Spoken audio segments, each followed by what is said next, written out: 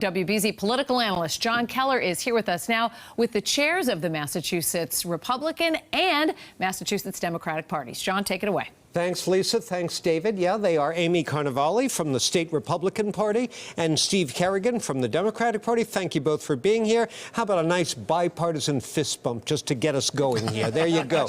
We're all Americans here. Am I right? Of course. There we go. I appreciate that. Listen, thanks to you both. So, why does this matter, if it even does matter? Amy, let's start with you, this New Hampshire primary. Yeah, it absolutely matters.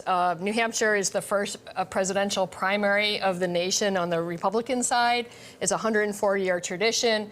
As former Governor Sununu said, Iowa picks corn. New Hampshire picks presidents, and at least on the Republican side, New Hampshire has had a successful track record of picking the Republican nominee. So it's a great tradition in New Hampshire. A candidate can go in with very little money, very little organization, and try to win. Steve, it's no secret that the Democratic Party decided some months ago to bump New Hampshire down in the order. And as an official matter, your party doesn't even recognize this primary today. Yeah. Explain that to people. Why?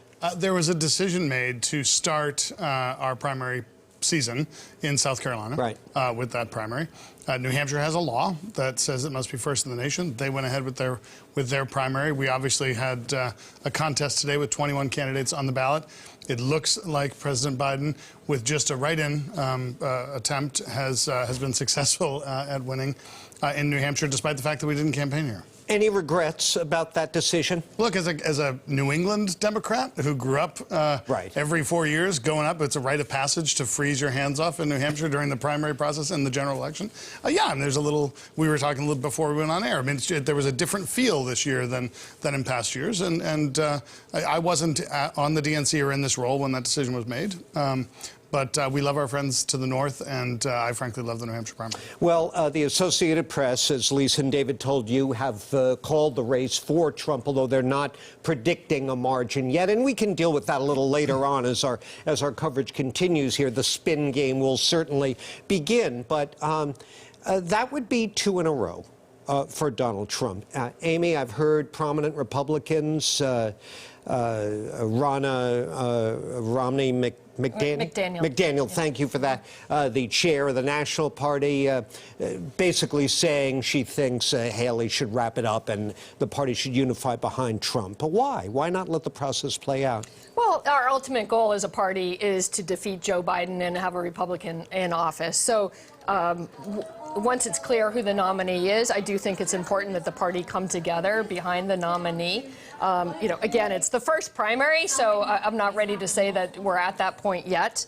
But when it becomes apparent, if it becomes apparent that Donald Trump is in fact going to be the nominee, I do think it's important that the party get behind him. Steve, do you feel the same way about former Congressman Phillips is up there in New Hampshire running as a Democrat, Marianne Williamson, right? Do you think they should go away? 19 other people are on the ballot, too. Well, okay, fair enough. Yeah. Do you think they should just go away, too? Look, I believe that as a political party, we each have a process that plays out. Yeah. I am excited for this primary season for President Biden. I am confident that he is going to be our party's nominee. It is interesting, as we were talking about earlier, as the chair of a state party, I can't get involved in the primary in Massachusetts. I remain neutral. But since there is actually no primary in New Hampshire today, I can be ardently a Joe Biden supporter and tell you that I am excited for when Dean Phillips supporters and Marianne Williamson supporters and everybody else is firmly behind Joe Biden. But when he wasn't on the ballot, he seems to have gotten more than 70% of the vote. So can you imagine what we're going to do when we are? Well, listen, one more thing briefly before we send it back to the anchor desk, and we'll have ample time to talk more about what's happening in New Hampshire as the results become more concrete. But do you believe that the way this thing is headed, in both parties, really, that by the time we here in Massachusetts vote on March 5th, I mean, will anyone bother? Should we even bother? What meaning will it have? Go ahead, Steve. We absolutely should bother to vote. It is, and it was fantastic to be there in New Hampshire today, and thanking people for showing up to vote, and just hearing people say, well, this is what our responsibility is. Like, it's our, whether or not we agree, we have different parties, different candidates, we absolutely should vote, and we should vote at our presidential primaries. And it, you know, there's delegate allocation and all that stuff that happens as a result of primaries, and so it's really, really important.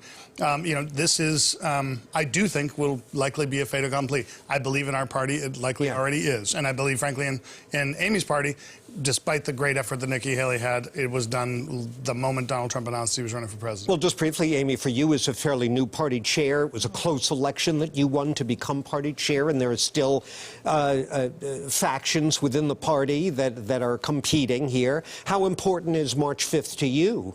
I think it's critically important. It's important to get the vote out for the Republican Party to show that we're still relevant as a party to get our base out, and there'll be other elections on the ballot as well on the 5th.